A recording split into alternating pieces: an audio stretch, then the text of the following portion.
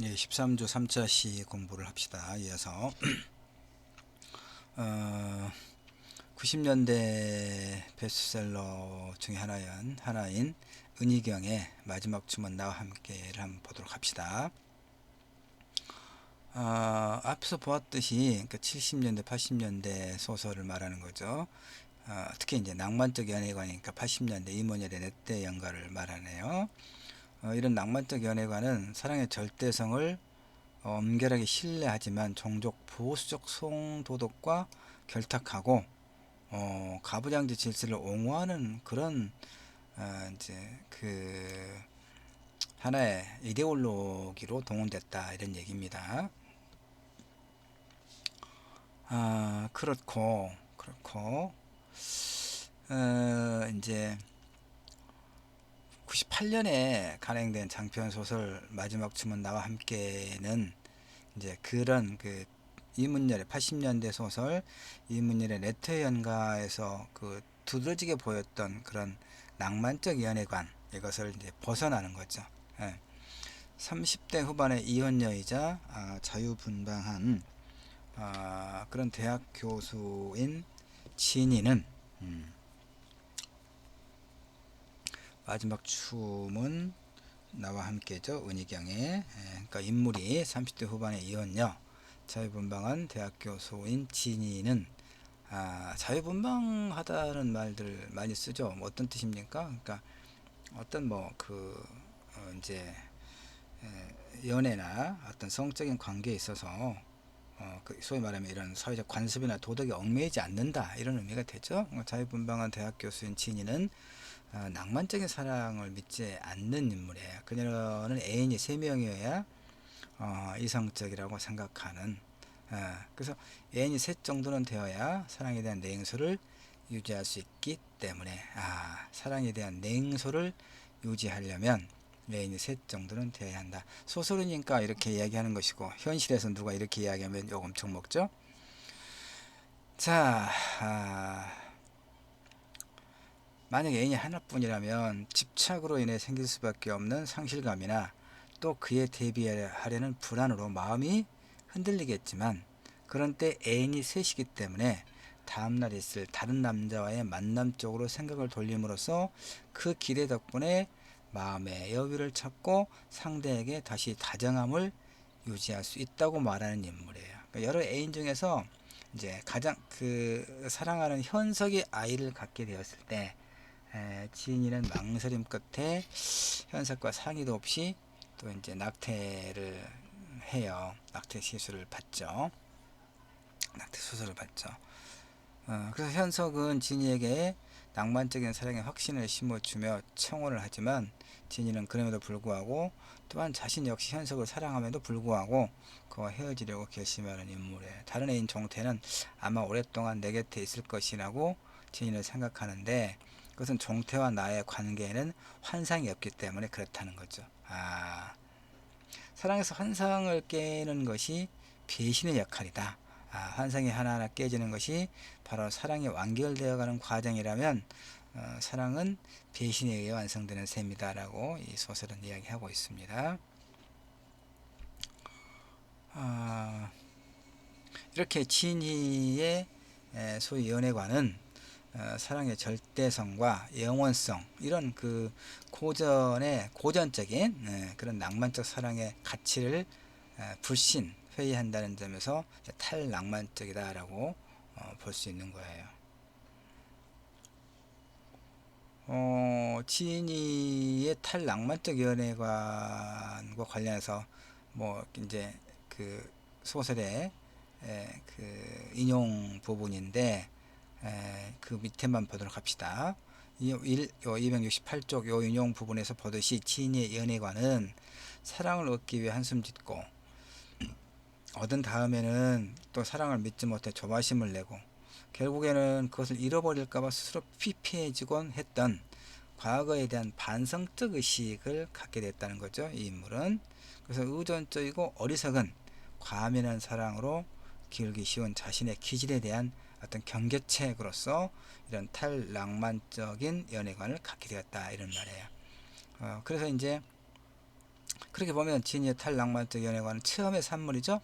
연애 이전에 꿈꾸었던 이상향으로서의 사랑이 아니라 깊은 연애 체험 이후에 간파되었다는 얘기는 그게 이제 뭔가를 알아냈다는 얘기죠. 간파되고 해부된 그런 현실로서의 사랑.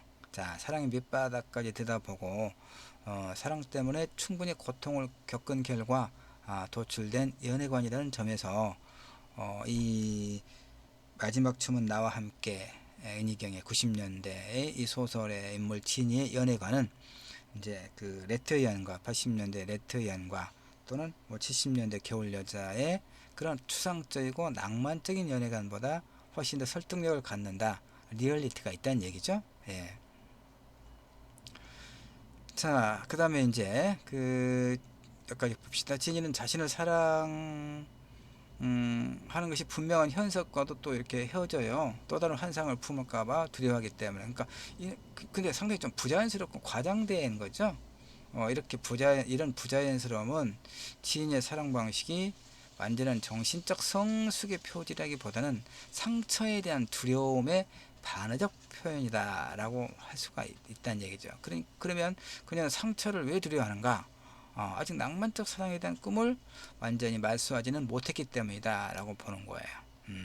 그러니까 지인이는 사랑의 탈낭만성을 온전히 구현하지는 못하고 상처받을까봐 두려워서 낭만성을 부정하는 듯 연기하는 것에 가까운 그런 측면이 있다고 볼 수 있겠죠.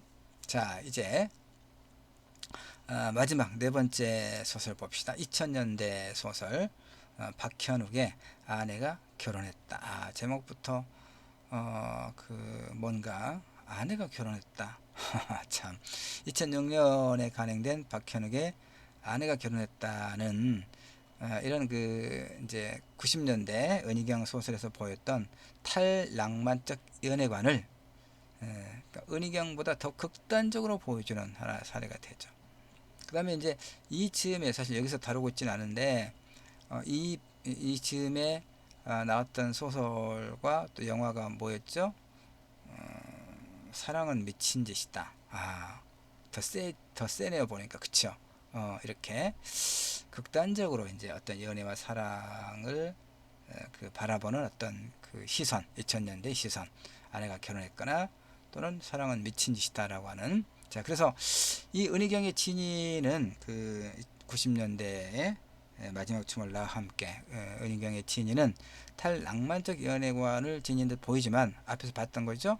그 이면에는 낭만적 사랑에 대한 소망과 불가능성으로 인한 상처를 감추고 있었다는 얘기죠. 그래서 그녀의 사랑에 대한 냉소는 낭만적 꿈을 여전히 간직한 그러니까 일정하게 이중성을 띠고 있는 거예요. 근데 이 박현욱의 아내가 결혼했다의 인하는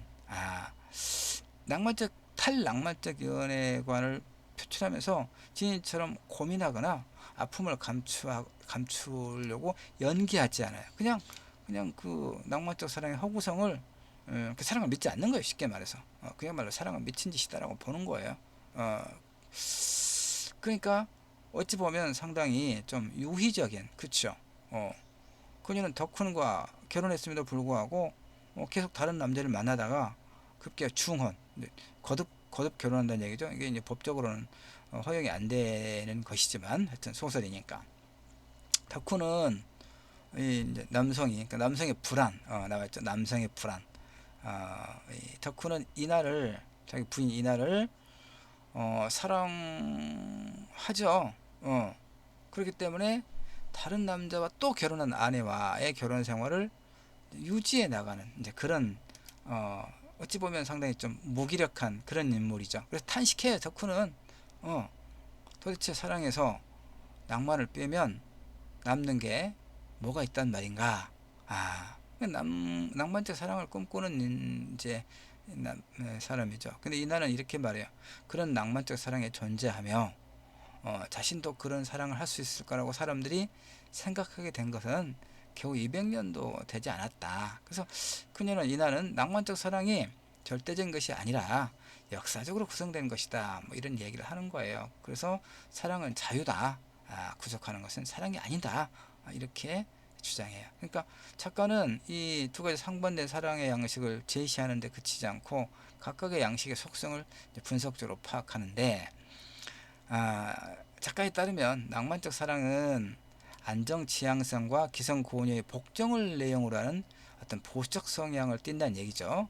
반대로 탈낭만적이고 자유로운 사랑의 방식은 어떤 진보적이다 이렇게 보는 거예요. 근데 이제 덕훈이 제일 좋아하는 체위는 뭐 대학생들이니까 뭐 이제 이런 글, 뭐 이런 표현들, 뭐 연구 논문, 한국 학술 논문이니까 공부니까 뭐 부담 없이 그냥 보면 되겠죠. 덕훈이 제일 좋아하는 체위는 소위 이탈리안 쌍들리에. 뭔 소린가 몰라서 나도 한참 그 읽어봤더니 이제 그 뭐 이런저런 거라고 지금 설명되고 있습니다.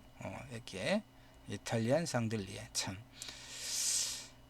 그래서 그 이제 이런 걸 통해서 이제 분석하는 이 박수현 선생이 어떻게 분석을 하고 있냐면, 남녀 모두가 이상을 함께 지향한다는 그런 인상을 준다고 보는 거예요. 그러니까 연애에서 이상이라고 하는 베타성, 절대성, 영원 지향, 이런 낭만적 사랑의 일반적인 덕목을 이제 의미하는데, 그래서 이 덕훈 남편의 성적 판타지는 그의 낭만적 사랑 지향성을 드러내더라. 또 다른 덕훈의 성적 판타지는 이제 뭐 내가 이건 여러분이 보세요. 난 말을 내가 발음은 좀 그렇습니다. 하여튼 뭐 이렇게 완전 19금이네 보니까. 이 판타지는 연애 관계에서 따뜻한 안정감을 구하는 덕분의 성향을 보여준다. 그러니까 참 그 평론이라고 하는 게 이렇게 해석이 참.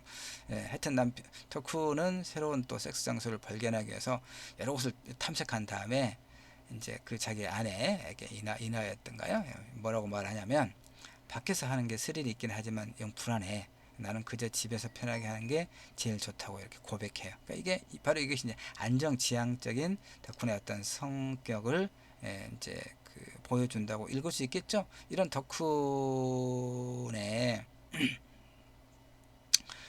이런 그 덕훈의 성적 취향은 낭만적 사랑과 안정지향성 혹은 보수 성향이 같은 그런 어떤 자질이다. 유사한 자질이다. 남성의 경우에. 그런데 그 안에 이나가 탐낸 장소는 엉뚱하게 국회. 그러니까 이제 이를테면 그 남편과 이제 섹스를 하기 위해서 알아본 장소가 또 국회였다고 그러네. 국회가 일반적으로 기성 체제 권위를 의미하죠. 기성의 권위를 의미하죠. 그러면 국회의사당의 푸른 잔디 위에서 섹스는 기성 그런 체제 권위에 대한 조소와 전복 의지를 내포한다는 거죠. 게다가 이나는 단지 재밌잖아, 이런 짧은 말로 국회 앞에서 섹스를 소망하는 이유를 설명하다. 이렇게 거창한 대의 명분과는 거리가 먼 단지 재미라는 이유만으로 체제를 전복할 수 있다는 이런 사고가 2000년대의 젊은 작가들의 사고에 반영되고 있는, 소위 말하면 기성체제 혹은 권위에 대한 어떤 조롱, 비웃음으로 드러나고 있다, 이런 얘기죠. 자, 80년대 레테르 연가, 이문열 레테르 연가에서 낭만적 사랑은 그 가치에 대한 의심을 전혀 의심할 바 없는 그런 종교적인 유상, 절대적인 그런 유상을 지녔다는 얘기죠. 근데 2000년대 박현욱의 소설에서 낭만적 사랑은 역사적 구성물, 비판적으로 성찰되고 있다, 이런 얘기죠. 그러니까 낭만적 사랑은 성찰의 대상으로 그냥 상대화되고 있을 뿐이에요. 절대적이 아니라 소설이 진행되면서 낭만적 연애관이 패배하는 그런 현실이 더욱 부각된다, 이런 얘기죠. 이나라고 하는 인물의 설정 자체가 낭만적 연애관이 쇠퇴해가는 그런 현실을 이제 잘 반영하고 있다, 이런 얘기입니다. 그리고 덕후는 결국 두 남편과 함께 살기 위해 이민을 떠나자는 이나의 제안에 찬성을 해요. 찬성을 합니다. 소설 전반에 걸쳐 덕후는 이나에게 끌려다니고 있는데, 이민 결정, 이나의 사랑관에 대한 덕후의 승복, 이 또한 작가의 탈낭만적 연애관을 보여주거나 적어도 탈낭만적 연애관이 설득력을 확보해가는 사회적 풍토를 반영한다고 볼 수 있다는 얘기죠. 이나의 다른 남편 또 재경은 폴리아모리, 다자간 사랑의 가치를 힘주어서 강조한다는 얘기죠. 독점욕이나 질투심을 버리고 상대방을 존중할 수 있다면 이제 그런 사랑이 예, 뭐 사랑의 공유라고 말할 수 있겠네. 누구나 가능하다. 가능할까요? 하여튼 뭐 그렇습니다. 자, 그래서 이제 이런 그 연애 탈낭만화의 심화, 깊어지는 현상은 연애가 보다 쉬워지고 흔해진 2000년대적 현실과 이렇게 이제 연관되어 있다 이렇게 보는 거예요. 2000년대에 이르는 과거 어느 시기보다 연애의 접근성이 높아졌기 때문에 사람들은 낭만적 연애관을 이제 절대적이 아니라 상대화. 낭만적 연애관이 뭡니까? 사랑에 대해서 지고지선한 가치를 부여하고 있는 것. 예. 그래서 그 극단적인 탈낭만적 연애관도 유력을 떨치고 이렇게 일정한 공감을 얻을 수 있었다. 이런 얘기예요. 그래서 이제 정리를 우리가 좀 해 나가고 있는 거죠. 자, 그 성적으로 자유로운 사회에서 남성들은 대부분 여성들을 성적으로 손에 넣기가 보다 쉬워졌다는 사실은 환영하지만, 기든스라고 하는 학자가 이렇게 설명한다는 얘기입니다. 환영하지만 그런 상황에 분명하고도 뿌리 깊은 불안감을 느낀다는 것. 즉 섹슈얼리티에 대한 남성의 불안은 그것을 보호하는 다양한 사회적 조건들이 존재할 때는 은폐되어 왔지만, 이 불안이 은폐되어 왔지만, 이건 뭐야? 가부장적인, 그러니까 혐오양처라거나 뭐 이런 어떤 그 여성에게 부과한 이데올로기 말이죠. 그렇지만 정력에 대한 지속적 불안은 현대 남성들의 무의식을 규정하는 이제 중요한 요인이 되었다 이런 얘기예요. 남성들은 상대 여성의 여러 파트너를 가질 때 그녀가 남성들의 성적 능력을 비교할 것이라고 생각한다는 얘기예요. 비교의 대상이 된다는 사실 자체가 관계에서 열쇠를 일단 뭐 부러우면 지는 거다 뭐 이런 말 우리가 보통 하잖아요. 마찬가지로 비교의 주체로 서는 순간 그런 관계의 헤게모니를 장악하더라. 그래서 보다 성문화가 경직된 그런 사회에서라면 남녀 모두 자신의 성적 능력이 다른 이와 비교될 것이라는 그런 상상을 하기가 쉽지 않겠죠. 근데 성적으로 자유로운 사회에서는, 개방적인 사회라고 우리가 이야기했죠. 사회에서는 상대에게 자신 이외의 다른 파트너들이 있었고 또 지금도 있을 것이라는 상상이 마치 집단적 피해의식처럼 이렇게 그 우리의 의식과 무의식에 자리 잡고 있다 이런 얘기죠. 이렇게 그러면 그럴 때 이제 이렇게 비교될 때 불안할 쪽은 아무래도 남자겠죠? 소설에서 그 근거를 또 제시해요. 그녀들이야말로 마음만 먹으면 얼마든지 얼마든지 같이 잘 남자를 구할 수 있을 것이다. 대부분의 남자들은 유혹에 약하고 여울 여자도 마다하지 않으니 말이다. 이렇게 여기서 보도 성적 자유가 보편화될 때 여성들이 남성들보다 훨씬 더 많은 기회를 갖게 되나요? 이 수업을 듣는 우리 여학생들은 어떤가요? 이 성적 자유는 남성의 불안과 직접적으로 연관되지 않겠느냐. 과거에 비해서 자유로워진 성문화는 이 연애관에 대해서 탈낭만화를 촉진할 뿐만 아니라 이런 식으로 직접적으로 남성의 불안을 초래한다는 얘기죠. 비교된다는 거. 그 다음에 상대를 되면 그 자신의 소유로 갖고자 하는 그런 이제 왜곡된 열망이 있죠. 남성들에게 있어서. 근데 이제는 그것이 가능하지 않다는 것. 그런 생각. 그래서 판타지 속에서 성적 자유를 구가하는 여성은 아름답게 보일지는 모르지만 현실에서는 성적 자유를 구해낸 여성은 남성들의 입장에서 본다면 이제 공포스럽다 이런 얘기예요. 그래서 70년대 조엘 소설 그 겨울 여자 있죠. 조엘 소설에서 여성의 성적 자유는 불안하기는커녕 남성의 지극한 소망과 참여와 환영 속에서, 판타지 속에서 구현되었다는 얘기죠. 성적 자유가 현실에서 불가능했기에 70년대적 억압적 상황, 그 다음에 어떤 그 성적, 그 도덕적 그런 도덕관념이 이제 좀 더 그 지배적인 그런 시대였으니까 그 얘기예요. 현실에 불가능했기에 그래서 미화했다는 거죠.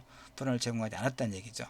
이건 다시 말하자면 조엘 소설의 성적 자유가 매우 비현실적인 판타지라는 점을 다시 한번 이제 증명해주고 있다. 근데 2000년대의 박현옥 소설에서 그 아내가 결혼했다 소설에서 성적 자유는 그것이 이미 실현된 현실을 반영하고 있잖아요. 그래서 남성에게 불안을 제공하더라 이런 얘기. 소망으로서 여성의 성적 자유는 감미롭지만 이루어진 현실로서의 성적 자유는 남성에게는 뭐라고요? 공포스럽다 이런 얘기죠. 아내가 결혼했다 해서 자 이렇게 자 결론을 봅시다. 이제 시간을 잘 조절해서 잘 왔습니다. 그래도 이제 또 여러분이 한번 전체를 읽어 보았을 때 훨씬 더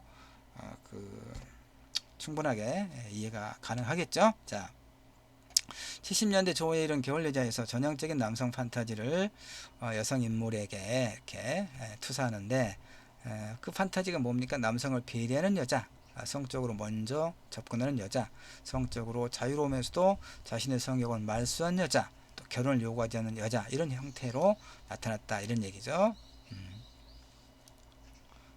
이는 이제 성적으로 보수적이었고 결론이니까 앞에서 했던 것들을 한번 마무리하는 겁니다. 이런 성적으로 보수적이었고 연애가 흔치 않았던 70년대 사회적 풍토와도 연관된 것이다 이런 얘기죠. 80년대 이문열은 뭐였습니까? 도덕적 사랑을 설파했다 이런 얘기죠. 이것이 어떤 그 낭만적 사랑의 전형적 양식인데 가부장제의 보수성과도 연결되고 있고 이 역시 이문열 소설의 하나의 문법이라고 볼 수 있어요. 자, 90년대 은희경의 마지막 춤은 나와 함께 사랑은 간파되고 파헤쳐진 것 연애의 접근성이 과거에 비해 높아진 사회적 풍토와 상황과 연관된다 이런 얘기죠. 그러나 은희경 소설에서 탈낭만의 그런 추구 아래는 포기하지 않는 낭만성의 향수가 공존하고 있다 이런 얘기예요. 2000년대 박현욱의 아내가 결혼했다는 사랑에 대한 낭만적 꿈을 완전히 폐기한 것. 완전히 폐기한 것. 이 소설에서 자유로워진 성문화에 따른 남성의 불안이 매우 중요하게 부각되고 있다. 이것은 이전 시기의 소설에서는 볼 수 없었던 것. 그러니까 다시 말하면 70년대 상상된 성적 그 판타지에서 여성은 감미로운 존재였지만 2000년대의 현실적 성적 자유에서 여성은 오히려 공포의 대상이 됐다라고 하는 것을 이제 우리가 살펴봤었죠. 그러면은 이제 저 앞쪽에 가서 그 초록을 다시 한번 우리가 확인해 보도록 합시다.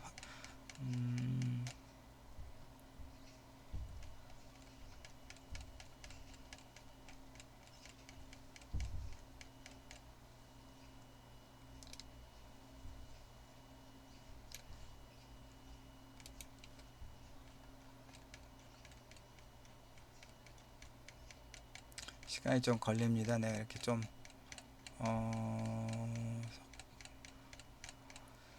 자, 하여튼 우리가 지금 그 13주차 이제 그 뭐 14주, 15주 거의 이제 종강 다가오고 있습니다. 13주 아이고 이렇게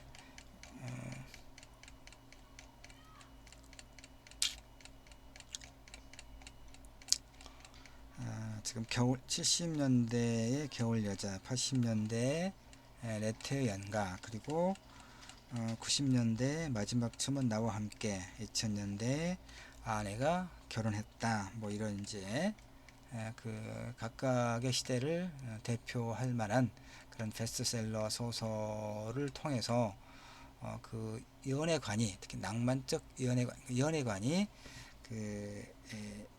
어떻게 이제 변해가는가, 즉 그 낭만적인 그런 연애관, 사랑에 관한 생각들이 그것을 어떻게 벗어나서, 즉 탈낭만화해 가고 있는가를 우리가 이 13주차 수업에서 같이 살폈죠. 그래서 앞에 요약으로 넘어가서 이 부분만 우리가 보기로 했죠. 자, 다시 정리합시다. 하여튼 40년간의 연애소설의 연애관을 비교하면서 연애관의 변화, 양상을 탐구했잖아요. 그러니까 지난 40년간 연애소설에서 연애는 추상적이고 피상적인 그런 관념에서 점차 구체적으로 체험되고 탐구되는 어떤 실체로 변모했다는 거. 그리고 연애관은 낭만화의 경향을 벗어났다는 얘기죠. 이런 경로를 밟아왔다라고 하는 것이고, 그것은 이제 사회에서 성문화가 점차 자유로워지고 연애는 점점 더 흔해졌다는 얘기죠. 그래서 흔해진 연애는 환멸의 체험을 누적시킬 뿐만 아니라 연애에 대한 냉정한 성찰을 가능하게 해서 결과적으로 탈낭만을 촉진했다. 이렇게 보고 있는 겁니다. 그래서 이제 70년대, 80년대, 90년대, 2000년대 이런 부분을 우리가 각각 살펴보았죠. 자, 여기까지 해서 연애관의 낭만화라고 하는 이런 주제로 13주 1, 2, 3차 공부를 같이 했습니다. 다시 이야기하지만 여러분이 이제 이 자료 한번 쭉 읽어보기 바랍니다. 상당히 좋은 자료고 흥미있는 자료죠. 결론은 뭡니까? 소설은 현실을 상당할 정도로 반영하고 있다라고 하는 것이죠. 자, 그게 중요한 결론은 아닙니다만은 여기까지 하겠습니다. 수고하셨습니다.